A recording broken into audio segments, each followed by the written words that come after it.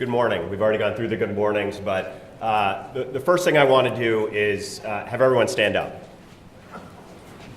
It's early to do that, I know, but give yourselves a round of applause. It is 50 degrees out, bright blue skies. We have passed the Arctic vortex, and you are sitting in this room this morning. So, thank you. All right.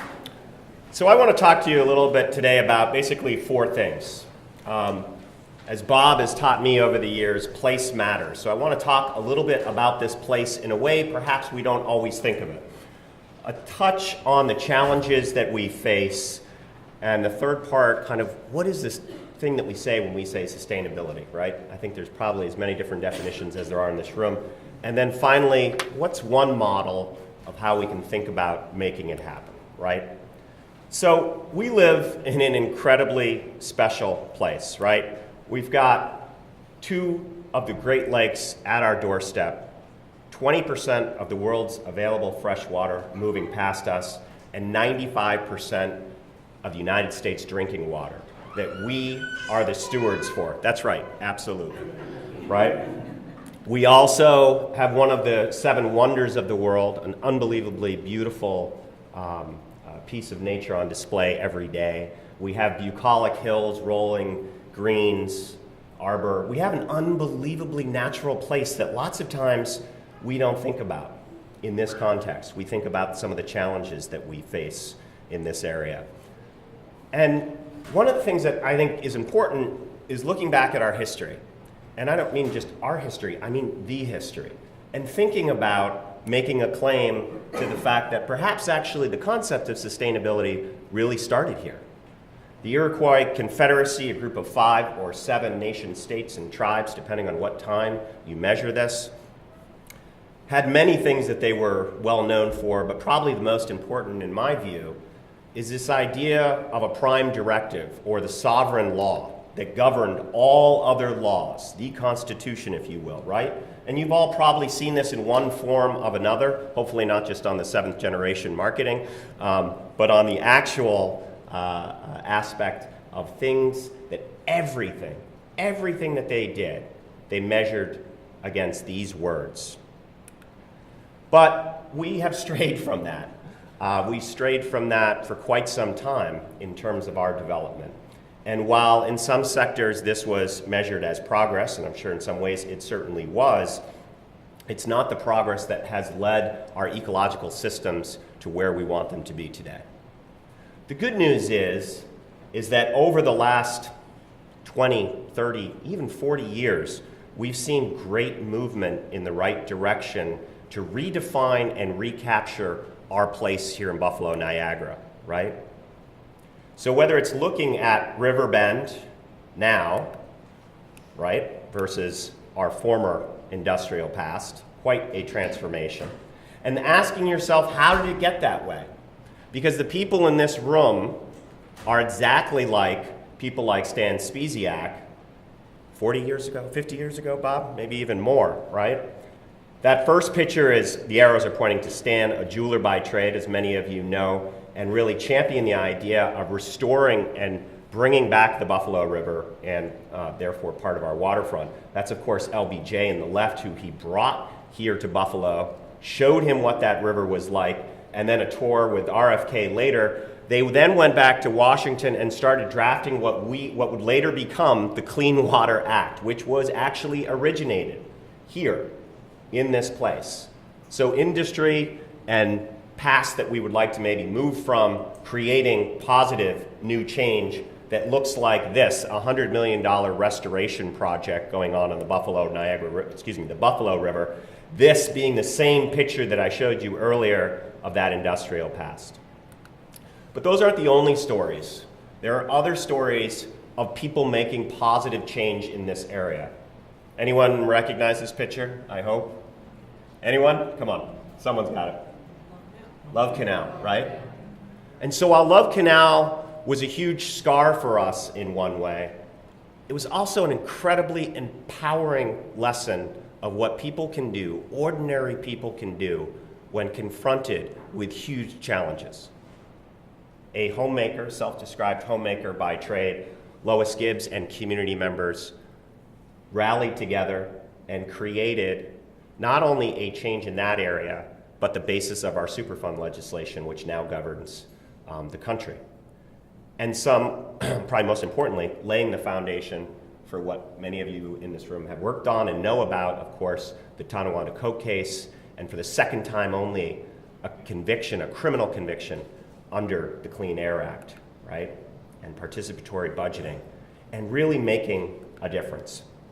All of those things contribute to creating the Western New York Environmental Alliance, an umbrella group of 100 different environmental organizations here in Buffalo, Niagara, with our kind of more common vernacular, the GROW website, which is a portal for Western New York environmental sustainability. That's Green Renaissance of Western New York.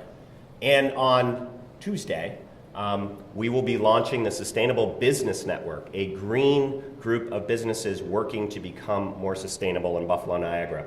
And then finally, of course, this initiative. Lots of things happening because change makers and people like you in this room decided that we wanted a different future than perhaps that aerial shot of Riverbend circa 1940, 1950.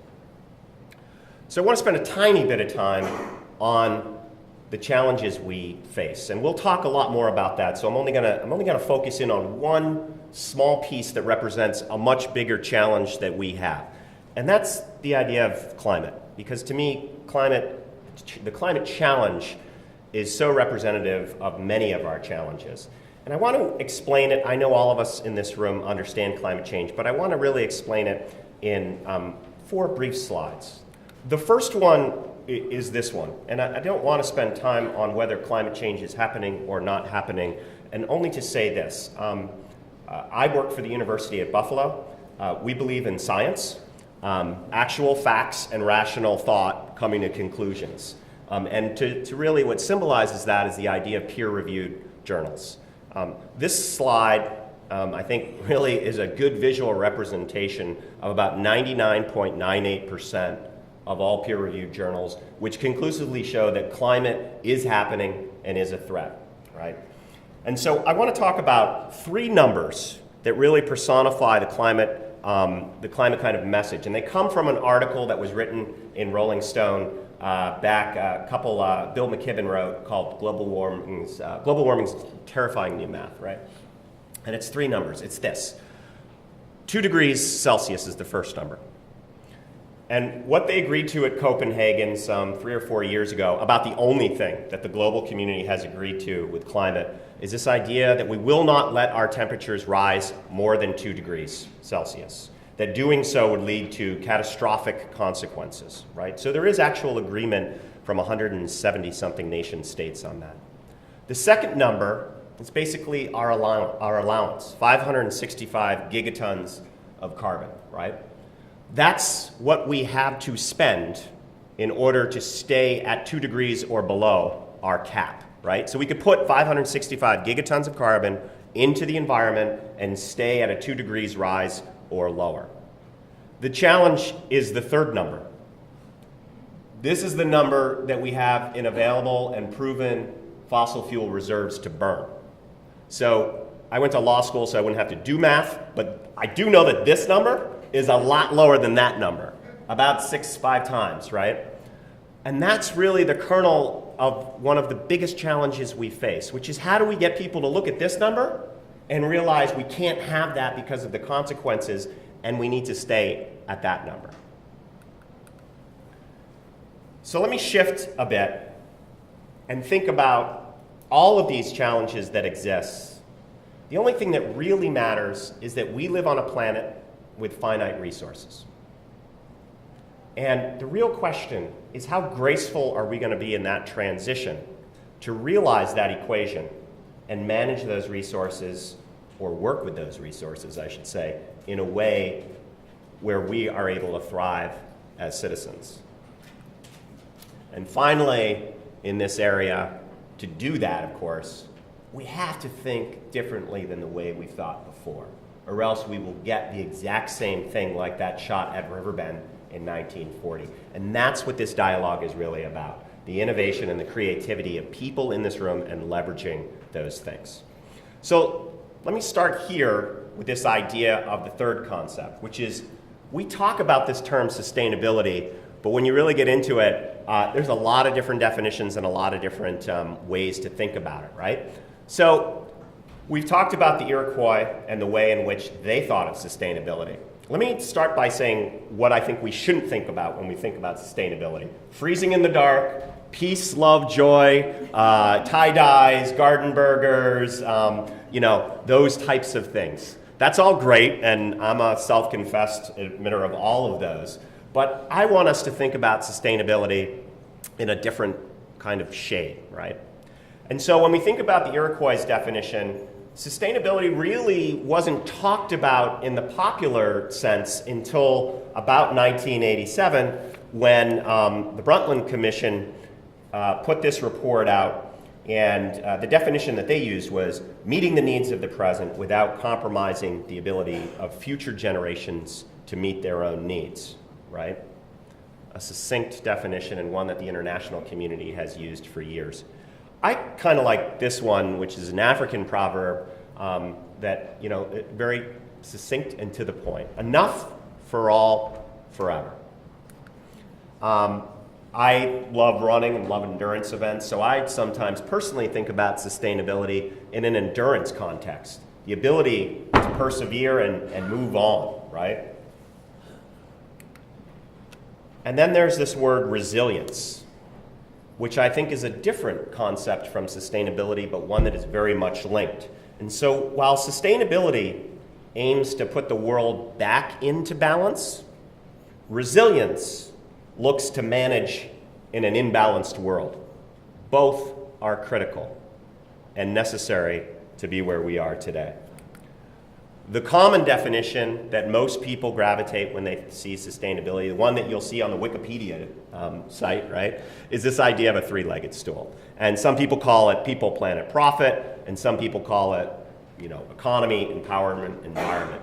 And the idea is that there are three interdependent and integrated concepts: our environment, our natural resources, our people, and of course the idea of our economic systems. At UB, we think about it this way.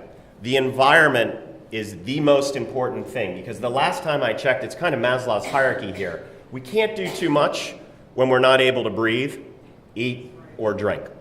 So it is the foundation, and while there is a triangle in some definitions, we tend to think of it this way. It underlies everything, right? And when we have an environment that we can function in, people then, we can leverage human capital, we can cooperate, we can create empowerment, we can create much more. And then when we have that, we can have complex, economic, efficient systems that allow us to do so much more.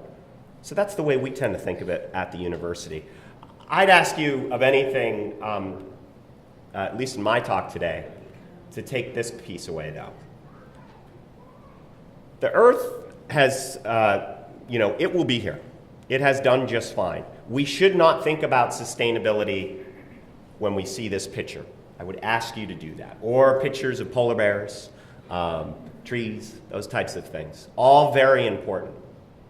But it's critical that we frame sustainability as about humans. Because the Earth has gone through at least 4 major extinctions that we know about. It has reinvented itself. It will reinvent itself most of the time. However, organisms in general have not done that well throughout the course of the Earth's existence. And so when we think about sustainability, we should be thinking about humanity and our desire to have a life that is fulfilling and can continue to evolve and be innovative and ultimately happy. I'll close on this part, at least, with this idea. I always come back to Darwin, because for a long time, I think, especially in our country, we think about strength and we think about it as the key, and it's not. Darwin was right. It is the ability to innovate and change and adapt. That is the key to sustainability from my perspective. So the final aspect that I'll leave with is this idea of, okay, those are great. What do we do about it? The answer, of course, is within all of us, and there are no silver bullets to this. But I'll propose 3 ways for us to think about how do we implement sustainability and how do we move forward in that dynamic. This is not the first way, right? We don't cause change by just yelling louder. I tried this last night at my 8-year-old's birthday party where I had 15 8-year-olds and I just kept yelling, and it didn't seem to work too well. We live, as Friedman has said, we do not live in a command-control world. We live in a connect and collaborate world. And so we must find ways to communicate with people where we truly connect, and it's not done by force or strength. 3 ways. The first way, and this is a overcomplicated slide, which essentially the message is we work in systems, and we live in systems. And in order to create change, we have to operate in those systems, right? And this is Leith Sharp's, she was the former sustainability director at Yale, and thinking about, okay, how do we operate within the classic Earth kind of systems in terms of all of the things you see listed there, and then the infrastructure components. And then I spend probably about 90% of my time operating within the organizational systems at the university and the community. So that's the first way. The second way is really that last one, that individual system. So even when you work within all of those culture systems, we're all separate people. And everyone has something that resonates with them a different way. So when you approach someone to create change, right, you really have to look at that person as an individual, the bottom line, what makes them tick and what resonates with them. So change begins with the individual, right? And then finally, I would leave it with this. You have 2 great systems to work in, but in the end of the day, this is incredibly hard stuff. And you've got to believe in yourself. You've got to believe in your fellow colleagues in this room, and we've got to believe in our fellow people and community members who we are working with. And I think that's the type of thing that I have great faith and knowledge that you'll gain in this school with Kelly and Bart and Bob and many others to leverage the already great strength and insight that you've already brought to the table today. So it's a great honor to be talking with you today and to be part of this school. I wish you all the best and open your minds as they already are and have a phenomenal experience. Thank you.